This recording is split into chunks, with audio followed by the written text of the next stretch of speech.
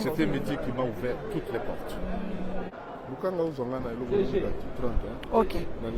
C'est une plénière qui s'annonce marathon ce mercredi 22 mai 2024 à l'Assemblée nationale, convoquée à 11h. Il est 13h. La plénière élective du bureau définitif de l'Assemblée nationale n'a pas encore commencé. Le quorum n'est pas encore atteint. Mais derrière moi, vous pouvez voir que déjà un grand nombre de députés nationaux sur place, prennent place déjà pour cette plénière qui va aboutir à l'élection du bureau définitif. L'enjeu de cette élection, c'est le poste réservé à l'opposition. Rapporteur adjoint, 2 candidats en lice. Il y a notamment Dominique Mounongo, député national, élu de Louboudi dans la province de Lualaba, 2e fois consécutive élu, d'abord en 2018 puis en 2023. Puis il y a aussi Constant Moutamba, candidat rapporteur adjoint pour le compte de l'opposition. Il est élu de Lubao dans la province de Lomomane. Mais vous le savez, Vital Kamerhe est le candidat président du ticket de l'Union sacrée. Le professeur Paul Chilumba est premier vice-président. Christophe Mbosso Nkodiamponga, 2e vice-président. Jacques Njoli est candidat rapporteur. Questeur Chimène Poli, elle est de l'Union sacrée également, mais Grace Nema, candidate rapporteur adjoint.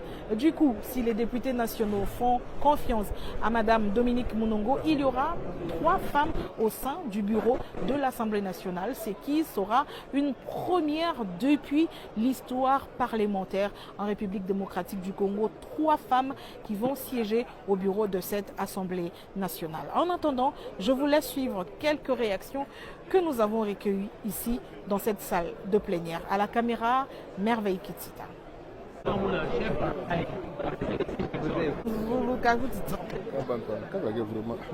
Non, mais je pense que c'est un atterrissage sans trop de casse.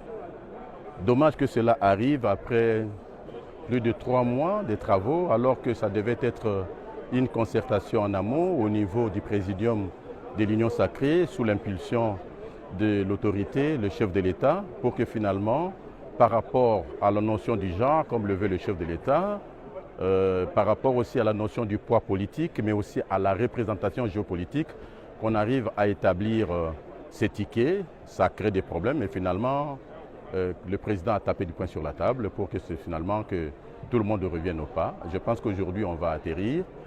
Et ce serait pratiquement une élection de conformité. Le candidat président est connu, Vital Kamerhe, premier vice-président, le professeur Chilumba, le 2e vice-président Christophe Mbosso, les rapporteurs, le professeur Njoli, la questeur Madame Poli. J'ai un petit souci pour Madame Bemba, que je côtoyais au niveau de la commission du règlement d'ordre intérieur, une femme compétente. Malheureusement, la politique a ses réalités. Elle était obligée de se déporter et il ne restera peut-être que la compétition au niveau du rapporteur adjoint où on sera obligé de départager l'honorable Constant Moutamba et Madame Dominique Mounongo.